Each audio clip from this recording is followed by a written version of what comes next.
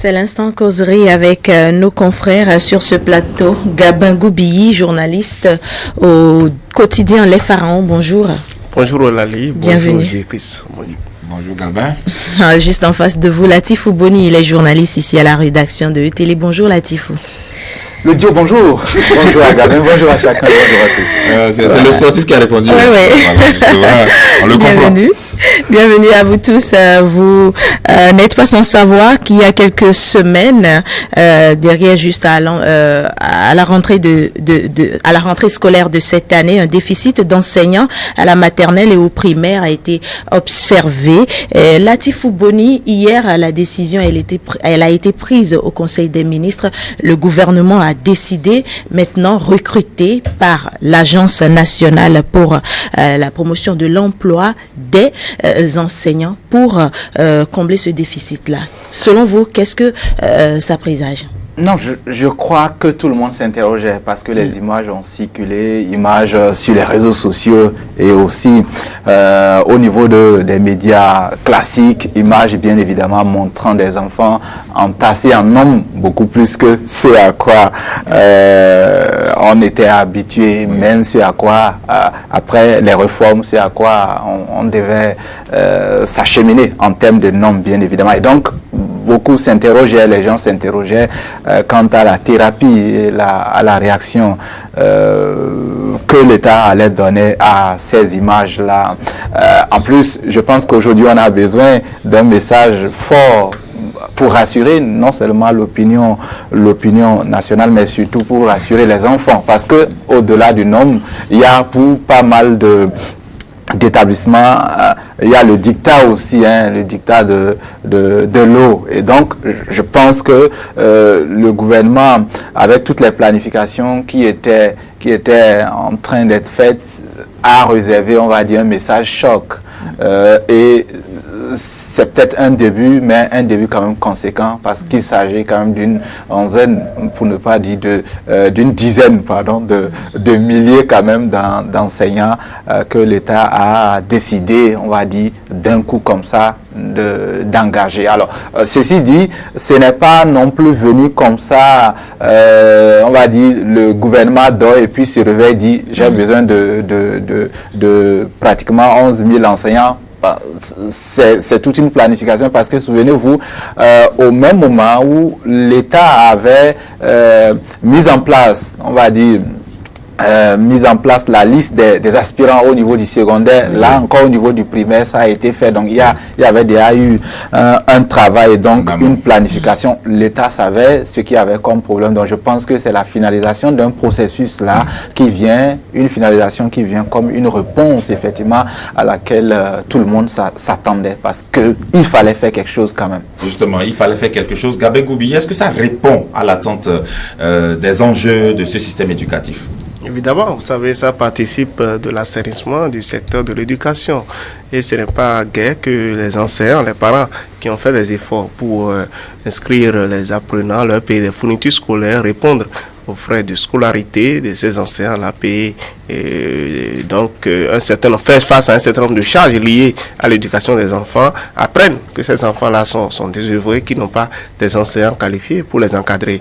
Et vous savez, cette mesure, ces déficits qui étaient notés au niveau du secteur de l'enseignement secondaire a dû trouver une réponse. Et vous avez vu récemment, et je crois que c'est à la faveur du Conseil des ministres tenu le 11 septembre dernier, le gouvernement a pris la mesure de recruter un certain nombre d'aspirants qui étaient notamment sous la coupole de l'Agence nationale de promotion de l'emploi, qui sont déjà sur le terrain. Je crois qu'ils ont finalisé le processus du secondaire. Donc la même mesure est en train d'être transposée, je crois, au niveau du primaire, qui est même plus demandeur, le secteur plus demandeur en matière d'effectifs, en matière d'enseignants.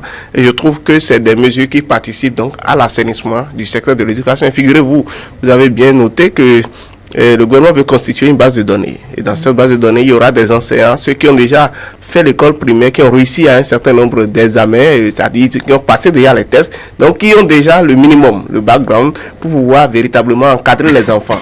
Donc c'est quelque chose que je trouve qui est à encourager. Et je crois qu'il faut continuer dans cette dynamique-là. Maintenant, ce que je propose à l'avenir, c'est qu'on anticipe. Ce ne soit pas que ce ne soit pas en pleine année scolaire et qu'on soit obligé de faire ces réaménagements-là. Parce que ceux qui seront appelés à la rescousse pour combler le déficit qui est noté ne sont pas forcément des enseignants qui seraient préparés d'une certaine manière à la chose. Donc, dans tous les cas, ils ont déjà le minimum. Il leur faudra faire un certain nombre de recyclage pour que véritablement on comble ce déficit. C'est vrai, ils sont au total 9095 enseignants dont le besoin a été constaté au niveau du primaire et 1068 animateurs à la maternelle. Le gouvernement a déjà fait une projection à l'horizon 2022. Si par exemple on devait comptabiliser ceux qui iraient à la retraite, ça ferait au total 18 140 enseignants dont le manque se fera constater en 2022. Cette base de données qui a été constituée, que ce soit dans le secondaire, puisque ce matin il s'agit notamment du primaire et de la maternelle, est-ce qu'on peut dire que ça participe déjà à cette projection dont lui parle tout à l'heure, Gabin? Oui, je pense que quand on est face à des questions urgentes comme ces images qu'on a vues là récemment, effectivement, qui touchent notre école, effectivement, on veut de l'État une réponse voilà, aujourd'hui et demain, et on n'en parle plus. Sauf que l'État, c'est plus lourd, ce n'est pas une affaire de notre poche personnelle, on a besoin de para, on enlève, on va, on achète, effectivement. Et on oublie aussi que le problème de l'école béninoise est un problème, effectivement, on va dire, qui a besoin d'une thérapie à long terme, une planification qui tient compte effectivement des réponses urgentes d'aujourd'hui, mais également de nombreuses questions, de nombreux problèmes qui vont se poser demain. Et effectivement, aujourd'hui, le plus dur pour l'État, il me semble, c'était la maîtrise déjà du flux d'intervenants au niveau du système. Intervenants, que ça soit administratif ou même ce personnel-là qui administre les coûts. Donc, c'était déjà la maîtrise. Qui est concerné, qui est qualifié, qui est retenu, qui exerce. Ça, il me semble que l'État était, on va dire, hors jeu dans la maîtrise de cette question. Mais aujourd'hui, on a, depuis 2006, déjà vérifié les diplômes pour les agents, on va dire, de l'État. Depuis 2016, pardon. Depuis 2016, pour ne pas... Voilà, depuis 2016, on a déjà vérifié les diplômes, on a déjà épurer la liste, savoir qui sont en poste, qui a abandonné, qui sont ceux qui ont abandonné donc les postes. Ensuite, maintenant, effectivement, on a même, on va dire, secoué cette liste un peu particulière qu'est la liste des vacataires, que ce soit au primaire ou au niveau secondaire. Donc, c'était le plus compliqué. Aujourd'hui, l'État s'est approprié ce corps-là, cette catégorie de ce corps d'enseignants. Et il me semble qu'à partir du moment où on sait, à la fois au niveau des permanents, des contractuels et c'est un nouveau thème peut-être, mais on est déjà habitué, au niveau des aspirants, donc on connaît déjà le nombre. Je pense que l'État a déjà fait un gros pas, a déjà gagné un pari. Aujourd'hui, effectivement, vous voyez, pour des questions horizon 2022, l'État sait exactement ceux qui partiront à la retraite, donc le besoin qu'il y aura. Il me semble qu'une telle maîtrise là, pour ce secteur qui regorge tant d'acteurs, c'est déjà une victoire pour notre État. Après, effectivement, est-ce qu'on pourra exactement, à des délais précis, on pourra, on va dire, donner à chaque question une réponse valable? Il me semble que c'est l'enjeu, et Gabin l'a déjà dit, il faut que nous ayons plus d'avance que le début, les débuts en réalité. L'année prochaine, si déjà au mois de juillet, octobre, on a déjà réglé les problèmes de déploiement, je pense que on aura l'occasion, nous, de moins parler de ces sujets-là que d'apprécier comment ça fonctionne, d'apprécier peut-être les petits couacs, oui, mais pas des questions de déploiement. Il me semble que l'État est en train de s'atteler à ça. Très bien. Et le Conseil également, je cite, dit que ceux-ci, c'est-à-dire les enseignants qui seront recrutés, proviendront par ordre de mérite de la base de données des aspirants au métier d'enseignant, comme nous sommes en train de le dire, constitués des candidats ayant subi avec succès en 2018 l'évaluation des compétences des titulaires d'un diplôme de l'école normale des instituteurs et de ceux issus de l'évaluation en 2019 l'évaluation récente des postulants titulaires de diplômes académiques. Gabin Goubi, quand on voit ça, la qualité aussi compte dans cette décision. Oui, on ne peut pas espérer mieux en termes de qualité, en termes de profil, pour, n'est-ce pas, combler le déficit. Et je trouve que là, l'État a trouvé la réponse adéquate qu'il faut. Parce que la question de la qualité est dans une certaine mesure réglée. On a parlé d'ordre de mérite. Ça veut dire que c'est des personnes qui ont déjà passé des tests. Et donc, l'État, il est temps des aptitudes justement à exercer le métier. Donc, ce n'est pas des néophytes, ce n'est pas des profanes, c'est des gens qui sont habitués déjà. Ils ont déjà fait l'expérience, ils ont reçu une formation pour... C'est comme si c'est des mécaniciens de la chose. Donc, ils seront véritablement, dès qu'ils vont s'intégrer dans le corps, il n'y aura pas de difficulté à s'adapter, n'est-ce pas, au milieu. Donc, je trouve que c'est une réponse assez efficiente, assez efficace. Et je trouve pertinente l'idée de constituer une base de données. Parce qu'aujourd'hui, vous avez vu, la dernière fois, sur ce même plateau, on faisait le débat par rapport à la chaîne des dépenses publiques, des acteurs qui ont été recrutés. Et bien, si l'État est dans cette dynamique-là, ce n'est pas qu'on va colporter des gens qui ne répondraient pas forcément au profil qui est recherché, comme ça se faisait dans un passé récent. On sait que c'est des spécialistes. Donc, l'homme qu'il faut, à la place qu'il faut. Et je trouve que, véritablement, on ne peut pas espérer mieux que ces personnes-là que l'État a identifiées, c'est des gens qui sont déjà qui ont déjà subi la formation, qui ont fait l'école normale. L'école normale, c'est le laboratoire par excellence, c'est le centre où on forme véritablement les enseignants. C'est là ils sont moulés même à la chose. Donc je crois qu'ils n'ont que ça dans la tête et ils devront véritablement se concentrer. On va pas espérer avec le nouveau gouvernement surtout, et comme c'est le cas depuis 2016, qui a des termes de parrainage, des trucs de... Comment je vais dire, c'est-à-dire que on met n'importe qui sur la base de relations familiales, amicales, ce ne sera pas le cas. Et véritablement, on peut déjà espérer, les parents peuvent déjà se rassurer de ce que les enfants seront encadrés par les meilleurs, parce que l'État l'a dit, c'est par ordre de mérite. Donc il y a un classement qui a été fait et l'État a déjà une idée de ceux qui sont plus méritants que d'autres et c'est eux qui auront à prendre les enfants en charge. Donc les parents n'ont pas véritablement d'inquiétude à avoir sur ce volet-là. Et je vais espérer également que ça permette un soit peu de régler certaines questions aujourd'hui qui se posent au niveau du secteur de l'éducation et qui constituent des sujets de polémique par rapport dès que la rentrée a été amorcée. Je veux parler notamment de la question de la fusion des classes. Vous savez, la question de la fusion, on a parcouru, vous avez dû faire des investigations dans certaines écoles, vous avez vu les images ne sont pas trop gaies où on fusionne des classes, où les gens se retrouvent à même la centaine. Et puis dans ce cas, si le nombre est trop pléthorique, ça ne permettra véritablement à l'enseignant de gérer le flux.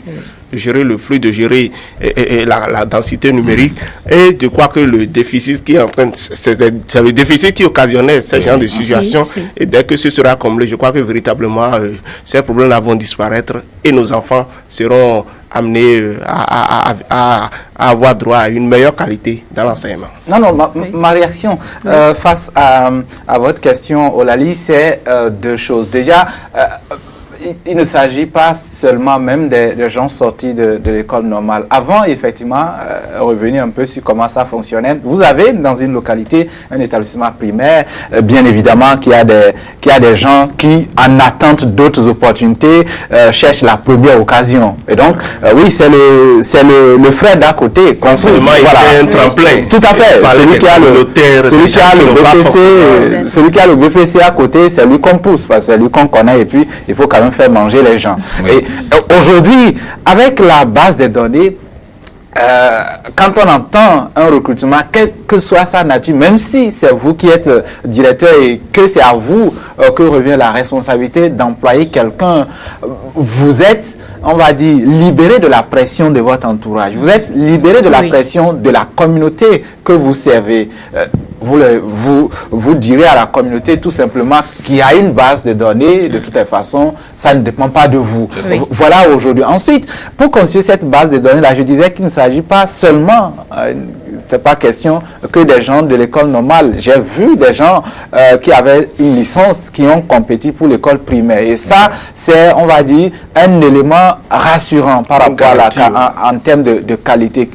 pour ceux qui ont observé, on va dire, le rendement, le niveau de ceux qui sont sortis de l'école, le BPC aujourd'hui, ça donne ce que ça donne. Et même le bac à lui seul, sans renforcement au niveau des écoles normales, ça reste problématique. Donc je pense qu'aujourd'hui, en termes de qualité, il y a de quoi, on va dire, être tranquille. Maintenant, effectivement, quand on vous rassure aussi que c'est par ordre de mérite et qu'on sait que par milliers, au niveau de pratiquement sur tout le territoire, sur tout l'étendue du territoire national, les gens ont vraiment massivement pris part à cette sélection-là d'aspirants et qu'après on a oublié le primaire, on a trop parlé du secondaire, tout ça. Je pense qu'on peut être tranquille, quant au niveau de ceux-là qui seront, on va dire, cooptés.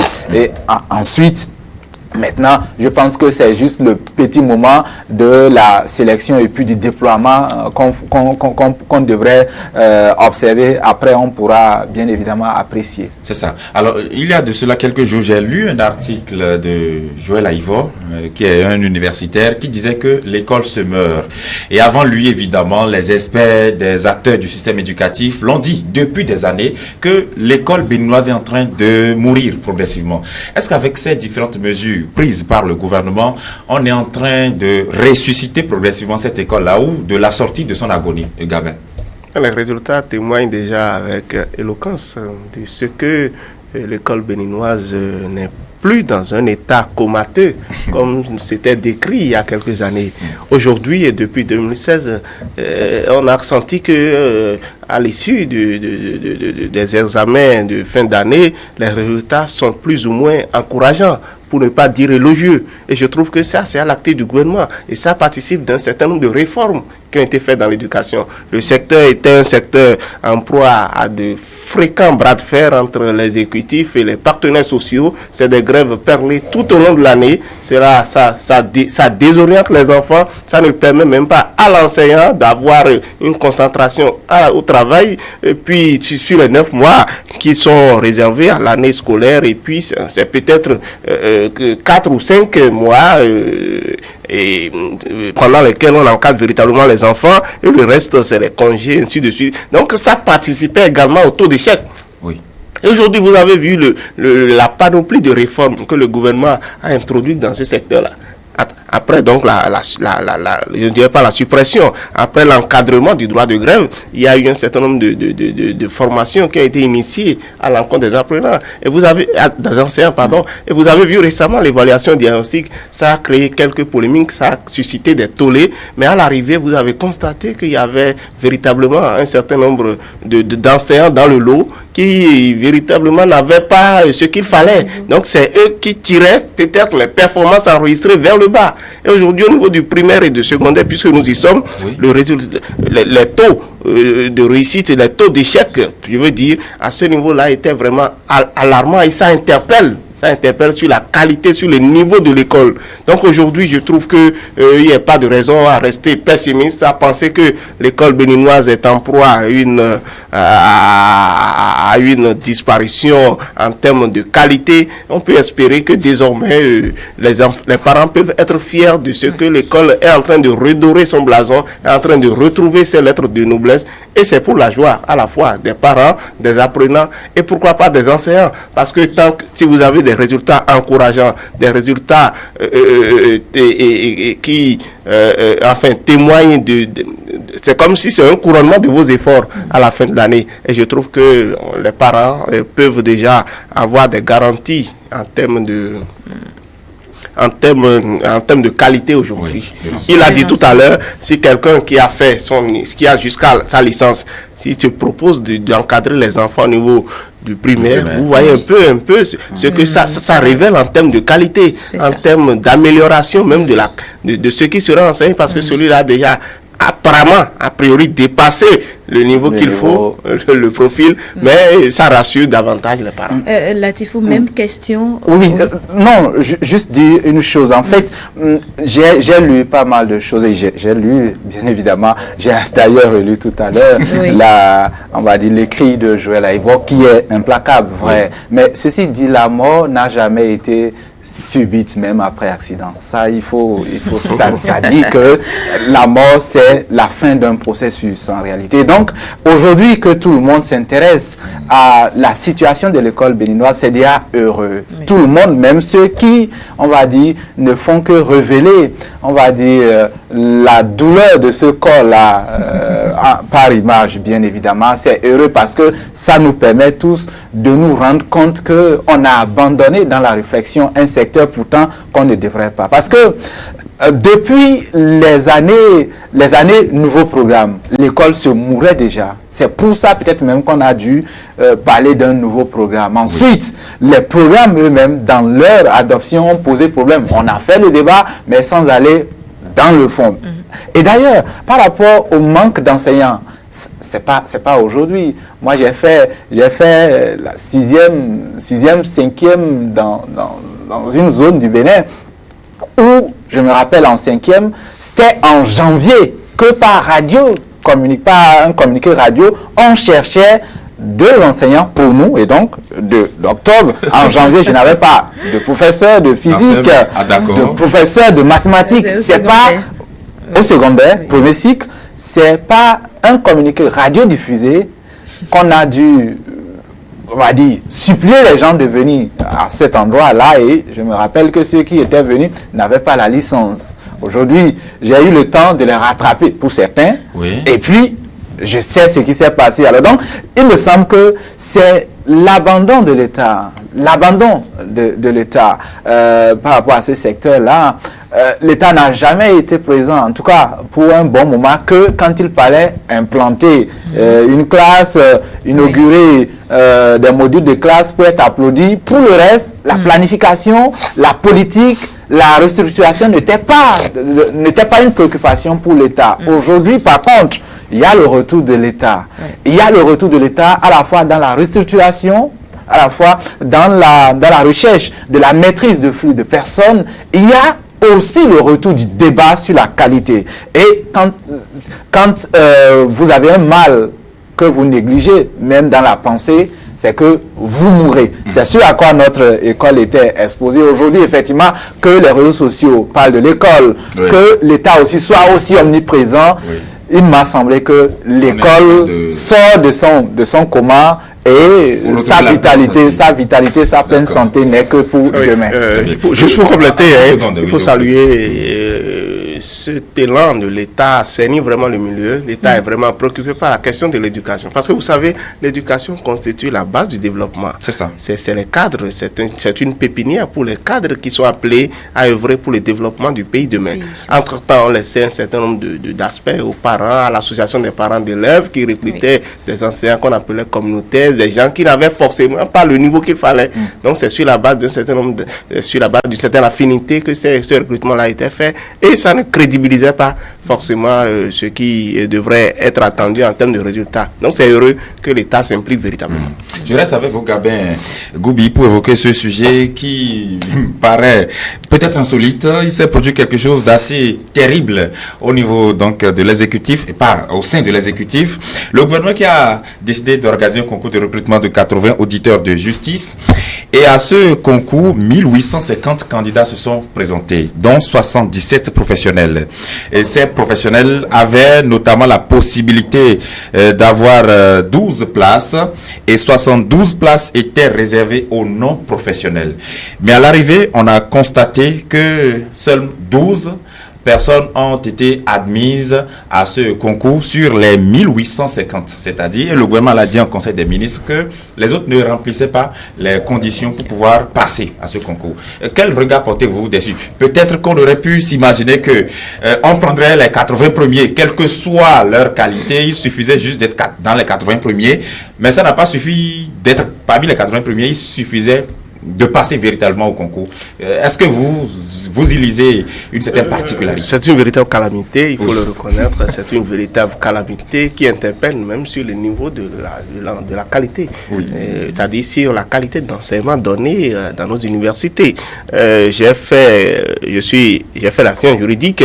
Je sais qu'il y a un certain nombre de problèmes qui se posaient déjà. Concerné par le concours. Bien sûr, je l'ai passé le concours. Je l'ai passé en 2017.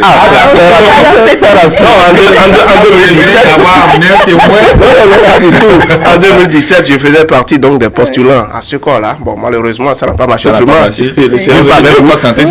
je me rappelle, il y avait 78 quand même sur les 80 et postes recherchés qui avaient pu tirer l'épingle du jeu, qui avaient su franchir l'étape du concours. Mais cette fois-ci, j'ai eu le retard, vraiment, ça m'a fait... Je n'y avais pas cru dans un premier temps. Je téléchargeais le fichier parce que je l'ai eu sur les réseaux sociaux, je crois, le mardi tard dans la nuit. Je téléchargeais le fichier, j'avais l'impression qu'il manquait des pages. Mais je vois une page, il y avait 11 personnes admises. Pour le compte des non-professionnels. Et puis, la dernière page, c'est une seule personne et une panoplie. Je me suis dit, mais qu'est-ce qui n'a pas marché sur ce plan-là? Est-ce que c'est le décret, parce qu'il y a un décret toujours pour organiser le concours, est-ce que c'est le décret qui avait des conditions assez corsées? Est-ce que, je me posais un certain nombre de questions. Est-ce que c'est la qualité de l'enseignement, ou bien est-ce que c'est les candidats ne sont pas véritablement préparés pour un secteur comme la justice? Vous savez, c'est un secteur d'emploi, a un besoin permanent de personnel. C'est vrai que le recrutement à ce niveau-là est filtré.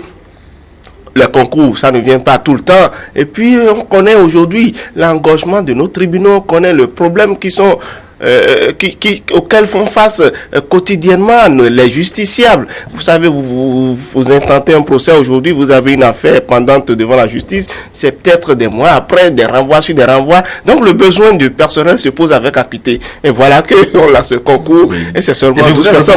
Parce que là, tout à l'heure, je crois que j'ai fait une petite confusion. Il y a 8 places disponibles. Oui, j'allais le 72 pour les non. Voilà, j'allais le relever justement. Voilà.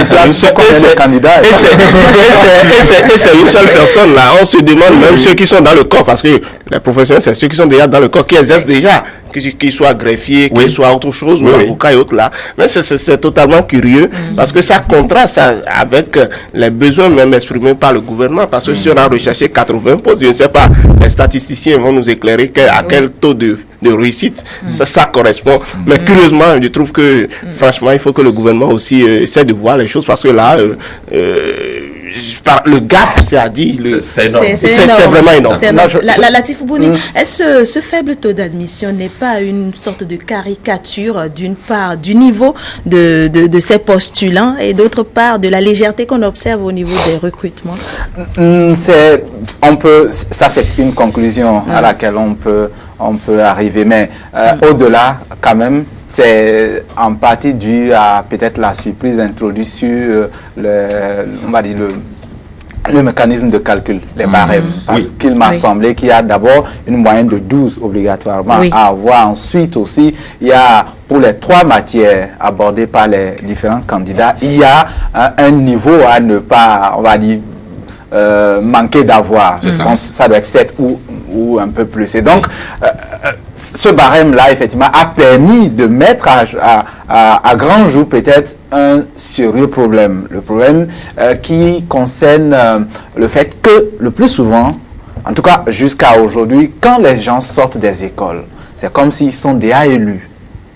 C'est comme si, voilà, l'État leur doit ce qu'ils doivent faire. Quand on sort, j'ai fait les lettres, je ne suis pas seul sur ce plateau. Quand on sort des lettres, par exemple, voilà, c'est comme si on est l'élu idéal pour enseigner les lettres, si vous voulez. Et ça, on est prédestiné. On est prédestiné. Et puis, on ne fait que revendiquer la place. Plus d'efforts. On est déjà élu. Après les diplômes passés, il n'y a plus d'efforts de maintien de niveau. Ça nous rattrape aujourd'hui. Et ça rattrape de façon encore plus criarde ceux qui étaient dans le corps. Parce que la justice, quand même, c'est sensible. Il faut une permanente, on va dire, pression sur soi pour maintenir le niveau. Surtout avec les tests qui le font jour après jour être actualisés. Et ça, il me semble que c'est le nœud, en fait, de la question. Aujourd'hui, le message déjà avait été envoyé par le gouvernement depuis la question des aspirants. Mais on n'a pas bien saisi le fait déjà que les gens sortent des écoles normales. On en a déjà parlé. Et qu'on les évalue, certains trouvent ça mal. Oui. Parce que, bon, ils sont déjà élus. Pourquoi les évaluer? Il y a une question de construction mentale qui aujourd'hui est en train de construire, à savoir que le diplôme ne suffit plus le niveau parle au-delà du diplôme. Et ça, il m'a semblé que après ce message-là, peut-être après ce concours-là, on va bien saisir le message. Et aujourd'hui, au-delà de notre diplôme, vraiment se préoccuper de notre contenu, surtout s'actualiser. C'est pas que les gens sont nuls, entre guillemets, non. C'est juste une question d'actualisation, une question vraiment de prise en compte des réalités d'aujourd'hui, des réalités, on le sait, Gabin, vous m'avez déjà aidé à trouver le mot, qui ne font qu'à grande vitesse, qu'à s'actualiser. Donc, je pense que c'est surtout ça le niveau. Les gens, ils sont très bien cultivés, mais bon, voilà, ils sont déjà élus de toutes les façons. Il y a des mises à jour, voilà, il y a des mises à jour qu'il faut faire qu'on ne fait pas. Gabin, est-ce qu'on peut aussi tirer l'une des conclusions selon lesquelles, désormais, il faut se préparer pour aller à un concours, quelle que soit votre origine, votre race, ainsi de suite. Est-ce qu'on peut se rassurer de ce que les concours sont très transparents au Bénin désormais? Ah oui, je n'ai pas connaissance de ce qu'il y a eu des plaintes, des récriminations ou bien par rapport au concours organisé depuis 2016 où l'actuel régime est en place. C'est déjà une garantie d'assurance, une garantie de sécurité d'abord pour les apprenants et aussi pour leurs parents. Parce que vous savez, dans un passé récent, ce que les concours sont souvent où les personnes restent chez elles, elles sont à la maison et leurs noms sont affichés. Et puis, enfin, aujourd'hui, l'administration, vous voyez un peu, il y a des cadres dans nos administrations qui sont incapables de tenir dans un dialogue avec vous pendant 5 minutes. Vous voyez, ce n'est pas gai. Ça ne donne pas du tout une bonne image. Parce qu'on les a recrutés sur un coup de tête et puis c'est des gens qui ne sont pas prédisposés à exercer dans le corps où ils ont été affectés. Oui. C'est heureux que le gouvernement ait entrepris, n'est-ce pas, d'assainir ce secteur-là, de voir réellement ceux qui font partie du personnel permanent de l'État. Oui. Et vous avez vu combien de faux diplômes on a pu détecter depuis que l'actuel gouvernement est là. Si. Et aujourd'hui, on procède à des évaluations. C'est les choses à encourager. Parce qu'une chose est d'avoir été brillant, d'avoir brillant à l'école, d'avoir même brillamment réussi à un concours à un concours d'État. Mais il faut être dans une quête permanente enfin, il faut maintenir, c'est le plus difficile au fait. C'est ça. Il faut maintenir les niveaux de façon constante, actualiser ces données, être à jour, parce que vous voyez la vitesse auquel les informations, c'est-à-dire le monde évolue aujourd'hui. Donc vous devez faire l'effort d'être au pas. Ça. De façon permanente. Et je trouve que les concours, pour ce qui est des concours, jusqu'à ce que, on nous apporte les preuves contraires, tout est fait dans une totale transparence. Et la garantie de cette crédibilité-là, qui est aujourd'hui, qui doit être reconnue au concours, c'est le fait que les résultats sont donnés avec une certaine célérité. Le concours a été passé, je crois, début octobre, et déjà dans le courant du même mois, pratiquement 3 semaines après, les résultats sont déjà connus. Donc c'est déjà une garantie de sécurité, c'est déjà une garantie de transparence. Parce que quand vous passez le concours, et des mois après, on se dit, mais qu'est-ce qu'on fait alors qu'ils ne sont que 1000 et quelques, et il y a toute une commission. Et vous voyez, il faut voir aussi qu'il y a la question de la commission. Il y a des professeurs d'université, il y a des avocats, des gens de la société civile, le gouvernement a les siens. Et vous voyez, j'ai vu les paraphes, les signatures qui sont laissées en marge. Donc déjà là, c'est-à-dire qu'on se surveille, quoi. Les personnes qui étaient entre-temps mises à l'écart et se retrouvent au fait des choses, et puis il y a l'office du bac. Un des éléments de crédibilité, si l'un des éléments de crédibilité, non, le nombre 12, franchement, même si chaque ministre donnait un élément, on se trouverait, même si chaque ministre donnait un élément, on se trouverait à, voilà, on se trouverait au moins à une vingtaine, donc je pense que non, le nombre en dit long, et au-delà de ça, savoir vaincre, savoir réussir brillamment sur les bancs n'est pas forcément savoir se donner du boulot. Voilà. Il y a un apprentissage permanent. Oui. Il y a une phase de transition. Tout à fait. De l'école au monde professionnel. Je pense que moi, je veux qu'on s'en tient surtout au symbolisme. Qu'est-ce que ça signifie, ça? Nous, merci. Surtout, je veux faire un petit plaidoyer que le gouvernement aussi ne perde pas de vue que nous sommes. Il s'agit d'un secteur assez sensible qui a besoin aussi de personnel. C'est ça. Parce que vous savez, ils ne sont pas nombreux. Les tribunaux sont engagés engager. S'il faut peut-être voir un peu les conditions vraiment Merci beaucoup. Vous êtes journaliste au quotidien Les Pharaons, Latif Boni, journaliste au service de l'information à ETL. Merci à tous les deux d'avoir participé à la causerie de ce jeudi.